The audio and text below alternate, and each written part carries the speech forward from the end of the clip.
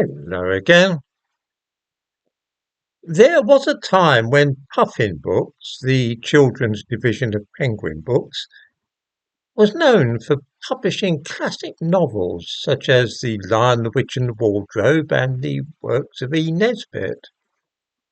Those days are past, and now they are more concerned with promoting false narratives of the kind devised by the Black Lives Matter movement.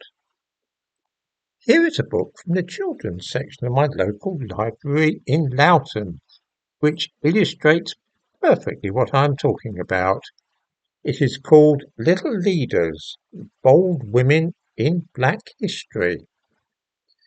And believe it or not, it reached the New York Times bestseller list. So eager are people to feed their children these days with fashionable propaganda. This book is about famous black women and aims to show them to best advantage by the simple expedient of relating falsehoods about their lives. Allow me to give two examples that going through the entire book would entail spending 3 or 4 hours on the enterprise, and I honestly cannot spare the time. American activist Angela Davis is very popular today due to her famous quotation that in a racist society, it is not enough to be non-racist.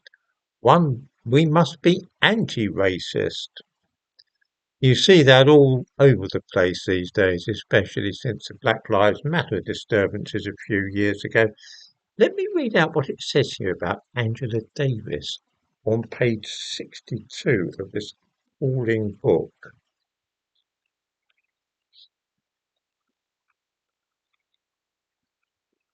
Angela was always outspoken. She was linked to the Black Panther Party as well as a member of and later president of the Communist Party USA. Both groups were considered dangerous because of their opposition to the US government, so she was put on the Federal Bureau of Investigation's most wanted list. Yes, Angela Davis was not put on the FBI's most wanted list because she was a communist or mixed up with the Black Panthers. She was actually wanted for aggravated kidnap and murder in the first degree. This followed the death of 4 men in a gun battle which resulted from an attempt by some black men to break free from custody. A judge was murdered in the process, and Angela Davis had bought the guns used in the escape. Of that there was no doubt, and it was established at her trial later. That is why she was wanted by the FBI. We read further that, where are we? She was put in prison for conspiracy charges, but was acquitted 16 months later. She was not held in prison for conspiracy charges at all. She was on remand, charged with murder. There is not the least possibility that the author has made any mistake about this, because she gives other details of Davis' life accurately. The woman that wrote this book, Vashti Harrison, obviously knows about Angela Davis, but she deliberately lies, though, to conceal from the children reading the book what kind of person Angela Davis actually was. This is agitprop rather than a non-fiction book suitable for children. On page 8, an old friend turns up. It's Mary Seacole. We read various things. For example, in 1853, a war began along the Crimean Peninsula in Eastern Europe. Yes, yes. Mary wanted to enlist as a military nurse to help the wounded, but her application to the British War Office was refused. That's not true at all. She made no application. The nurses that went out to the Crimea, for example those with Florence Nightingale, had to apply in writing giving 2 references. Mary Seacole did not do this. She took to hanging around the office and calling at various civil servants' private addresses, trying to get them to agree to her going. She never once filled out an application form to be a nurse. Then we read here, she travelled to the Crimean Peninsula with a friend and set up a hotel and boarding house behind enemy lines.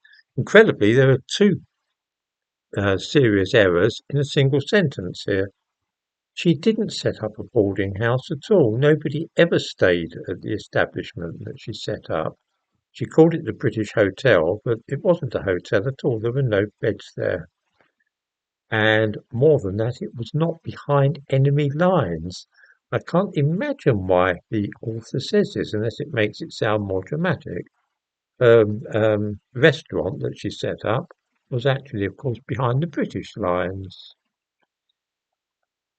It wasn't a hotel, it was a restaurant, and no ordinary soldiers were allowed through the doors. It was a restaurant only for officers. Ordinary soldiers, whether they were wounded or not, it says here also that she provided their food, drinks and clothes for wounded soldiers. That's not true. Only officers were allowed in her restaurant. As I say, this book is riddled with all kinds of errors and downright lies, too many to deal with in a short video such as this. It is a great pity that Puffy Books has descended to such a level. Once upon a time they were a publishing division which one could trust.